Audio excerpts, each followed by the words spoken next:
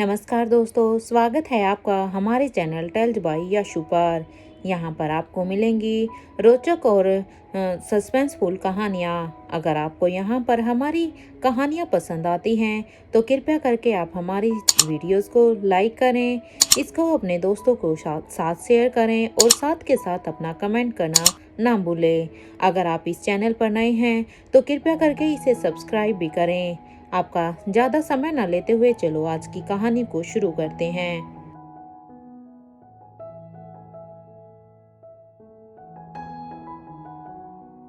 पिछले एपिसोड में हमने सुना था कि यहाँ पर अब धनंजय पीरामल अब सभी बच्चों जब यहाँ पर लंच के लिए बैठे हुए थे तो अब वो कहते हैं कि रिया और यहाँ पर लतिका की मैं स्टडी टाइमिंग को बढ़ा रहा हूँ क्योंकि उनके मार्क्स से कम आए हुए हैं। अब उनकी इस बात को सुनकर अब जहाँ पर ये दोनों ही लड़कियां हैरान थी क्योंकि उनकी टाइमिंग बढ़ चुकी थी। इधर दूसरी तरफ अब वो आर्यन को कॉन्ग्रेचुलेशन भी करते हैं और उन्हें अपनी ब्लेसिंग्स भी देते हैं और साथ के साथ सभी बच्चे अब आर्यन के लिए क्लैपिंग भी करते हैं क्योंकि आर्यन के हाईएस्ट मार्क्स थे। इसलिए अब यहाँ पर धनंजय पीरामल कहते हैं कि अब से तुम दोनों ही को अब अपनी अपनी प्रॉब्लम्स को सोल्व करना होगा, अपनी स्टडी पर ज़्यादा टाइम देना होगा और अगर तुम्हें किसी भी तरह की प्रॉब्लम होगी तो उसके लिए आर्यन और अलेक्जेंडर तुम दोनों की मदद करेंगे। ये सुनते ही अब आलिशा भी उन दोनों को कहती है कि हाँ जी, अब ये जहाँ एक तरफ आर्यन रिया को पढ़ाएगा तो अलेक्जेंडर अब लतिका की उसमें हेल्प किया करेगा क्योंकि अब से दोनों लड़कियां आपस में एक दूसरे के साथ ज़्यादा टाइम स्पेंड नहीं करेंगे। अब उनकी बातों को देखकर वो दोनों की दोनों अभी यहाँ पर बड़ी रानी की तरफ देखने लग जाती हैं क्योंकि वो उसकी तरफ बड़ी ही उम्मीद की तरफ देखती हैं क्योंकि अब बस वही हैं जो क्योंकि इस वक्त कोई है जो कभी आलिशा के डिसीजन को अगर बदल सकता है तो वो बड़ी रानी ही है। इसलिए दोनों लड़कियों को खुद की तरफ इस तरह देखते हुए बड़ी रानी कहती है कि अगर आप दोनों ने नेक्स्ट टेस्ट में अच्छा परफॉर्म किया तो हम आलिशा से इसके बारे में बात करेंगे। तब तक के लिए आपको जैसे कविन आलिशा ने कहा है बस वैसे ही होगा क्योंकि अभी तो हम भी उनके डिसीजन को चेंज नहीं कर सकते क्योंकि हमें भी ये सही लग रहा है क्योंकि आप दोनों के लिए पढ़ना भी तो उतना ही ज़रूरी है ना जितना तुम दोनों के लिए एक दूसरे की दोस्ती, एक दूसरे से बातें करना। और इसलिए अभी चलो सब अब अपना अपना लंच फिनिश करो। यहाँ आप करण गुलेरिया और धनंजय पीरामल के दिमाग में अब बहुत कुछ ही चल रहा था क्योंकि भले ही वो यहाँ पर सबके सामने अभी नॉर्मल रहने की कोशिश कर रहे थे लेकिन दोनों के ही मन और दिमाग में एक उथल पुथल मची हुई थी क्योंकि वो दोनों अभी तक उन्हें अनिका और रोहित की कोई भी खबर नहीं मिली थी। और यहाँ सबके सामने अब अगर वो उस चीज़ को जाहिर भी करते, अगर वो यहाँ इन सब के सामने थोड़े से उदास भी दिखते या अपनी परेशानी को दिखा पाते तो फिर उनके साथ सभी के सभी परेशान होते। इसलिए ये दोनों अभी यहाँ किसी को कुछ भी नहीं बताते। और उधर दूसरा राजीव का भी तो ऊपर ऑपरेशन चल रहा था।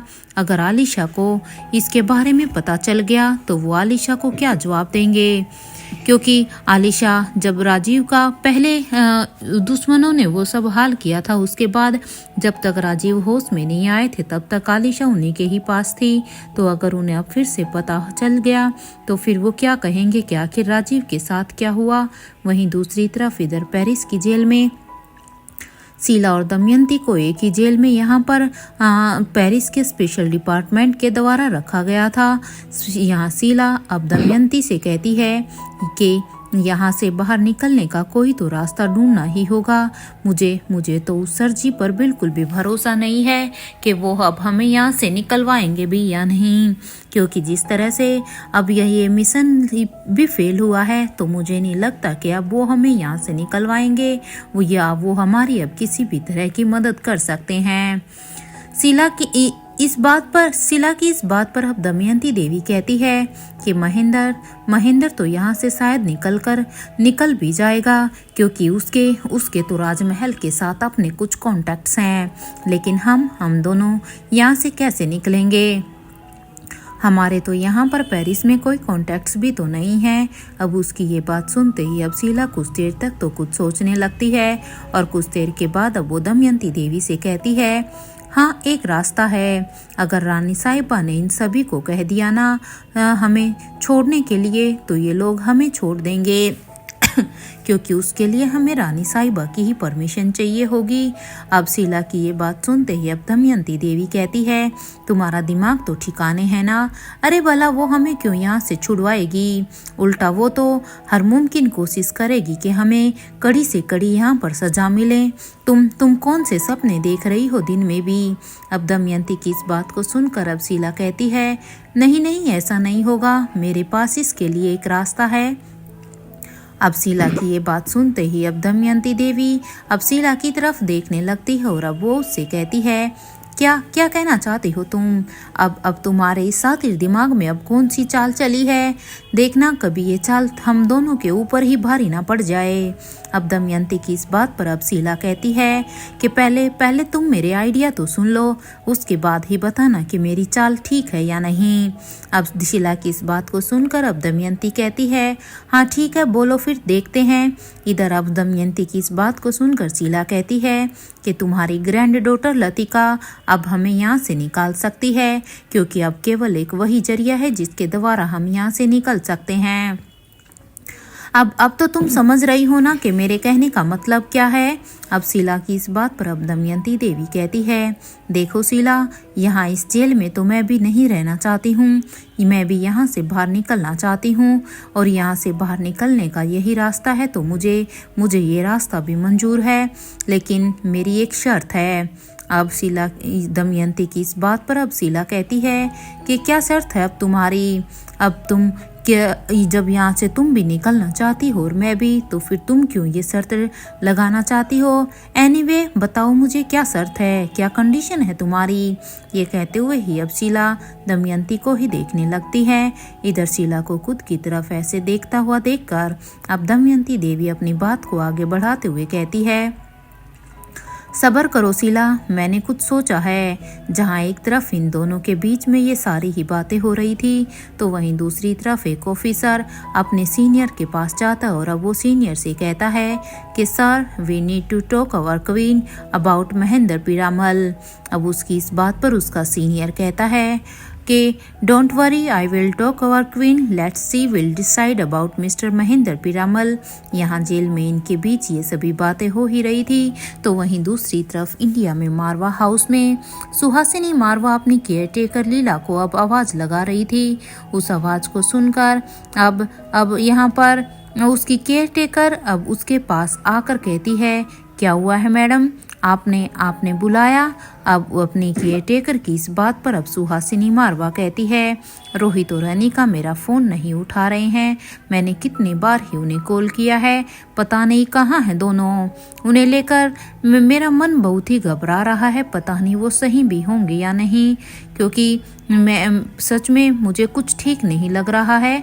अब उसकी सुहासिनी मारवा की इस बात पर अब लीला कहती है, मैडम हो सकता है कि उनका फ़ोन ऐसी जगह हो जहाँ पर नेटवर्क ही नहीं हो, क्योंकि नेटवर्क का भी तो इशू हो सकता है ना, ये तो कोई बड़ी बात नहीं है।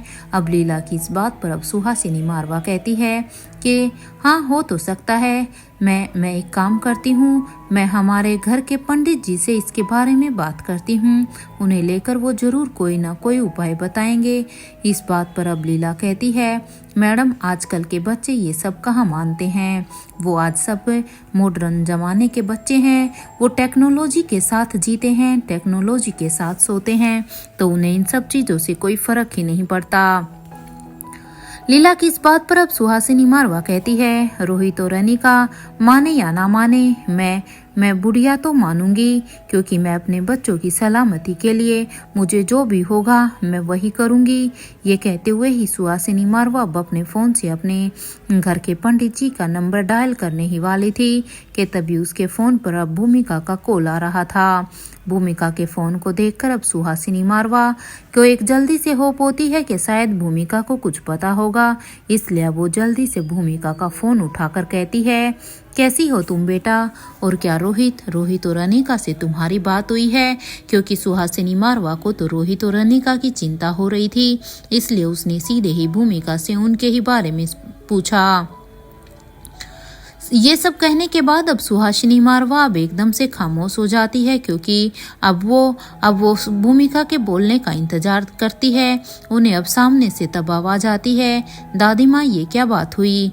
मेरे बारे में भी तो कुछ पूछिए ना। मैंने आपको कॉल किया और आप मेरे बारे में ना पूछकर आप तो बस रोहित और अनिका के बारे में ही बात कर रही हैं। क्या मैं आपकी पोती नहीं हूँ क्या? भूमिका की इस बात पर अब सुहासिनी मारवा कहती है, मजाक मत करो भूमिका, तुम्हारी दादी मजाक के मूड में बिल्कुल भी नहीं है।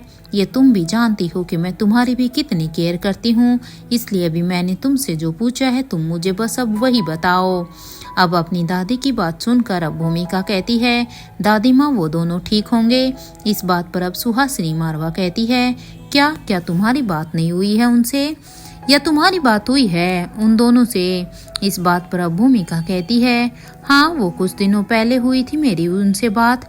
अब भूमिका की इस बात पर अब सुहासिनी मारवा कहती है, जैसे ही तुम्हारी रोहित और अनिका से बात हो उन्हें कहना कि मुझे बात करें, और हाँ जल्द से जल्द आकर अपना घर संभाले। अनिका का तो नेक्स्ट वीक एग्ज़ाम भी है ना हमारे ही हॉस्पिटल में। तुम्हें क्या लगता है उसे के हॉस्पिटल का मालिक उसका पति है, तो क्या बिना एग्जाम दिए ही वो डॉक्टर बन जाएगी?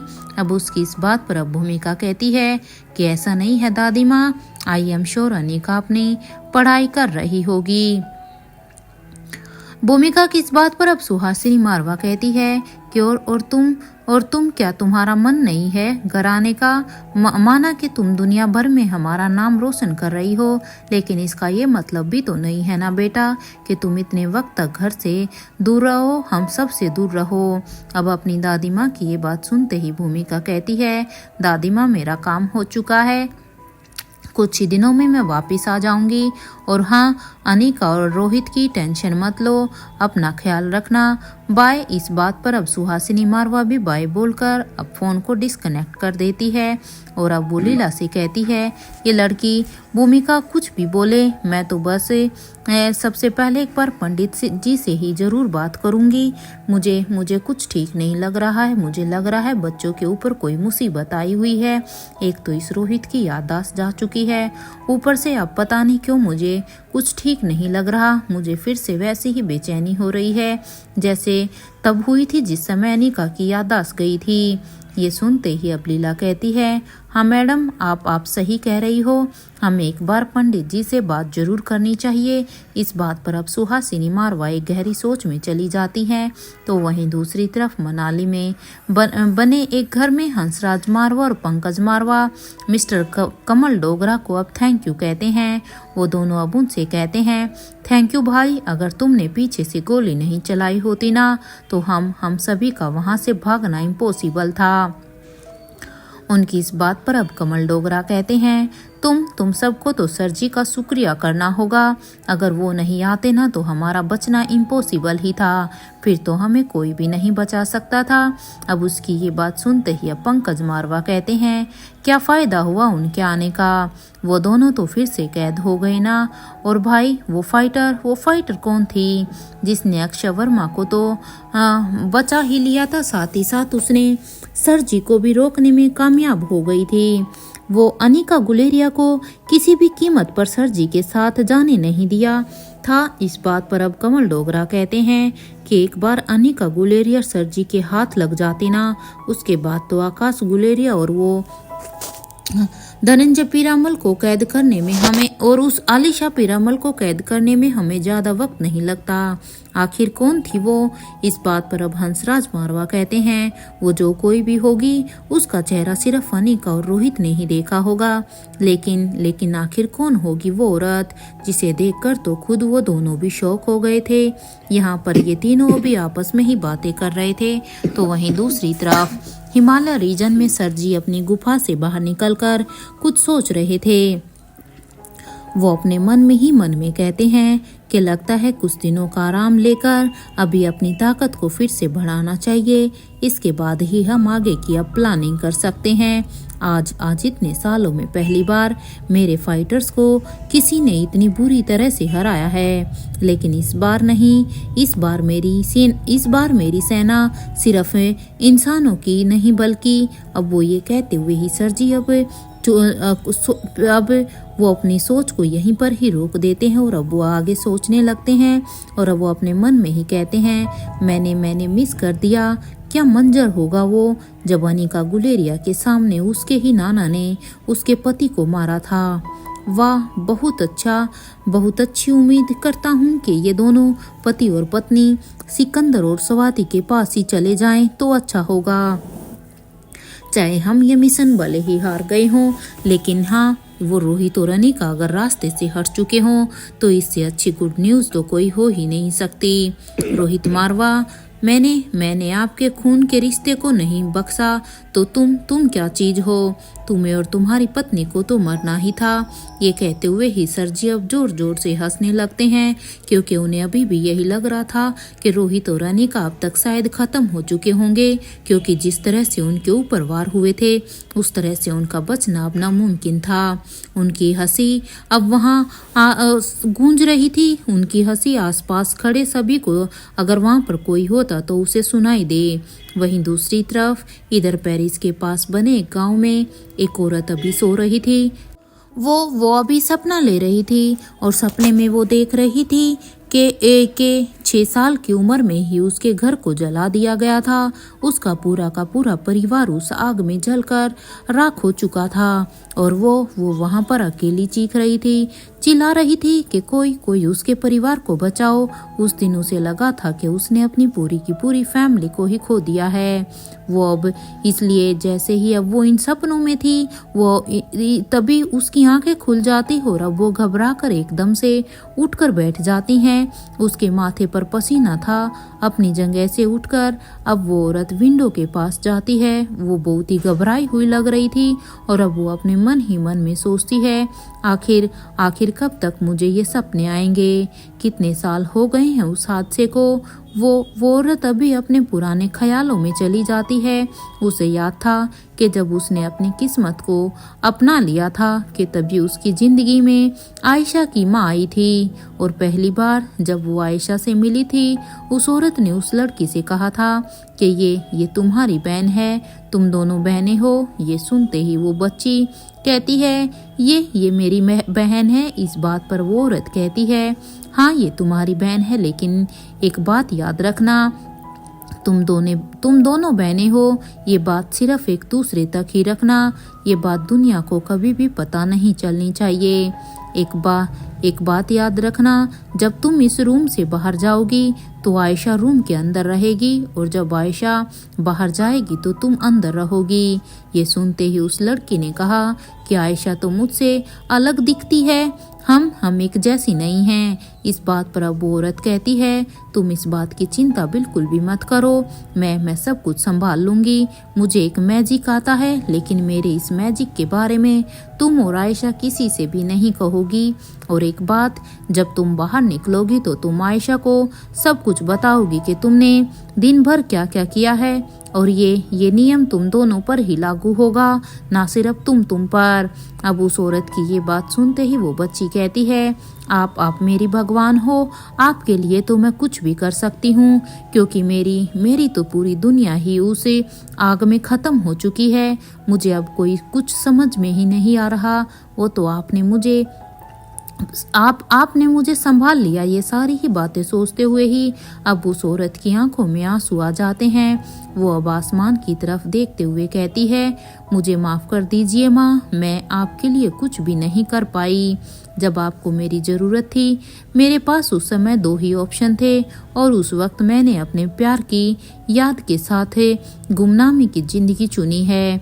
मुझे पता है कि मेरी वजह से आयशा को कितना कुछ सफ़र करना पड़ा था, लेकिन क्या मुझे लक्ष्य पर भरोसा करना चाहिए? अरे जिस इंसान ने मुझसे अपना इतना बड़ा सच छुपाया, यहाँ तक कि मुझे तो इसने अपना नाम भी झूठ बोला था, तुम क्या करना चाहते थे अक्षय। अब वो यही सोचती है। वो अब लक्ष्य अक्षय वर्मा को देखते हुए कहती है, तुम क्या करना चाहते थे अक्षय? क्या हासिल कर लिया तुमने? क्या तुमने एक बार भी नहीं सोचा कि आयशा को अनकंफर्टेबल होती होगी जब तुम उसके करीब जाने की कोशिश करते होगे, क्योंकि वो तो कभी तुम्हारे करीब थी ही नहीं। यहाँ ये औरत अभी अपनी ही सोच में थी। तो वहीं दूसरी तरफ बूढ़े किंग के पैलेस में बूढ़े किंग अब उस रूम से बाहर निकल कर आ जाते हैं। तो जैसे ही वो उस रूम से निकल कर बाहर आते हैं तो वो अब अपने सामने स्वाति मल्होत्रा को देखते हैं, क्योंकि स्वाति मल्होत्रा भी अब तक वहां पर किंग के उस रूम की तरफ पहुंच चुकी थी। स्वाति को वहां अपने सामने देखकर अब किंग कहते हैं, क्या हुआ है? तुम इतना परेशान क्यों हो? तो इस बात पर अब स्वाति मल्होत्रा कहती है, अनिका कैसी है? और रोहित, क्या उसका कुछ पता चला?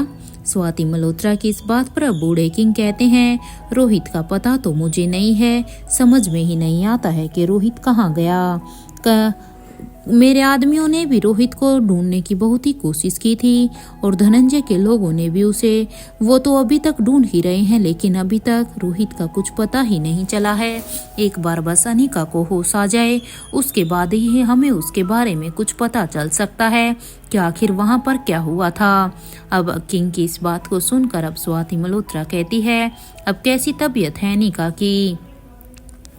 स्वाति मल्होत्रा की इस बात को सुनकर अब किंग कहते हैं, अभी तो वो बेहोश है, उसे होश नहीं आया है।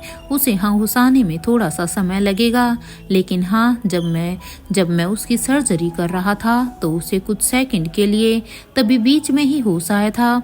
उसने तब कहा था कि उसने सर्जी को करीब से देखा है। इस बात को सुनकर तो अब स्वाति मल्होत्रा हैरान होती है और अब वो हैरानी से ही कहती है कि इसका मतलब ये है कि सर्जी वहां पर आए हुए थे। मतलब जब ये दोनों वहां थे तो सर्जी भी वहां पर मौजूद थे। हमने इतना अच्छा मौका गवा दिया, काश हम भी तभी वहां पर पहुंचते। इस बात पर अब बूढ़े किंग कहते हैं, हमने अपनी नज़र उस लोकेशन पर भी रखनी चाहिए थी जहां पर अनिका और रोहित थे, क्योंकि हमने इस मिशन के लिए उन सारे के सारे गांव में तो अपनी नज़र को बनाए रखा था, लेकिन काश अब हम इनकी तरफ भी देख पाते। ये गलती दोबारा नहीं होनी चाहिए। वो सर्जी हमारे हाथ आकर भी रह गया। अब उसकी इस बात पर अब स्वाति मल्होत्रा कहती है कि क्या इस बात की गारंटी है कि जिसके बारे में अनिका बता रही थी वही सर्जी हैं? क्योंकि ये भी तो हो सकता है कि वो कोई और इंसान हो।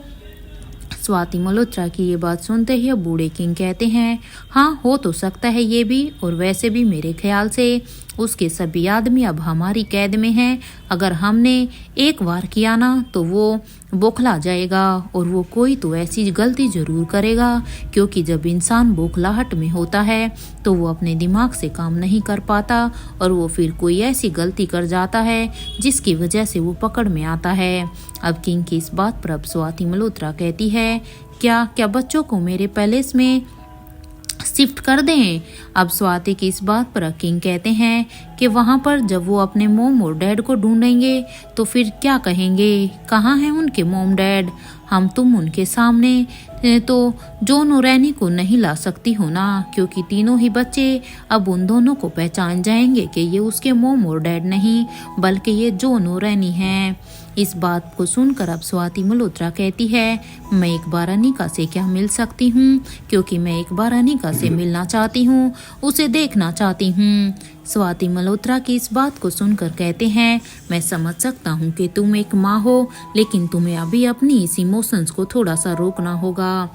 तुम खुद एक डॉक्टर हो, इस वक्त अनिका से मिलना सही नहीं है, ये तुम भी अच्छी तरह से जानती हो।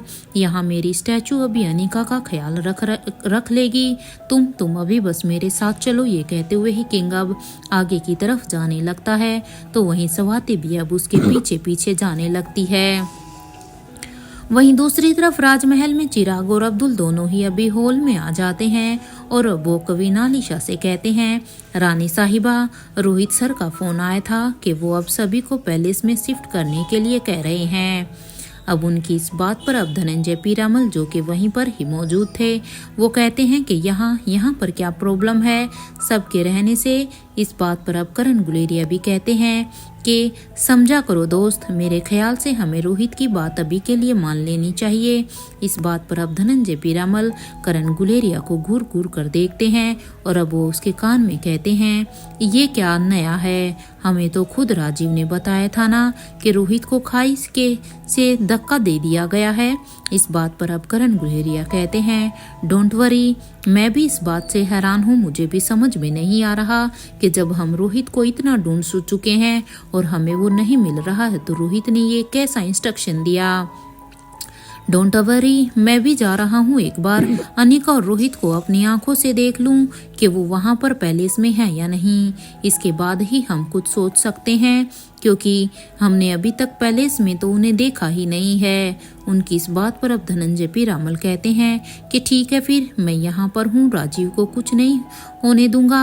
यहाँ पर सभी अब एक दूसरे के साथ मिलते हैं। यहाँ प्रिंसेस लतिका अब्रिया से कहती है, अच्छा हुआ कि आप यहाँ से जा रही हो, तुम यहाँ रहते भी ना तो भी मम्मा हमें मिलने नहीं देती और फिर तो मुझे और भी बुरा लगता, क्योंकि अब जब तुम अपने पैलेस में जाओगी तो एटलीस्ट हम फोन पर तो बात कर ही सकते हैं।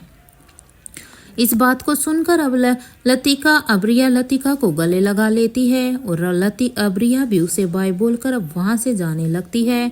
तो वहीं इधर आयशा मारवा अब सावित्री से कहती है कि चलोगी, क्या तुम चलोगी? अब इस बात पर सावित्री कहती है, हाँ मैडम, मैं तो आपके ही साथ चलूंगी ना, भला मेरा यहाँ पर क्या काम है।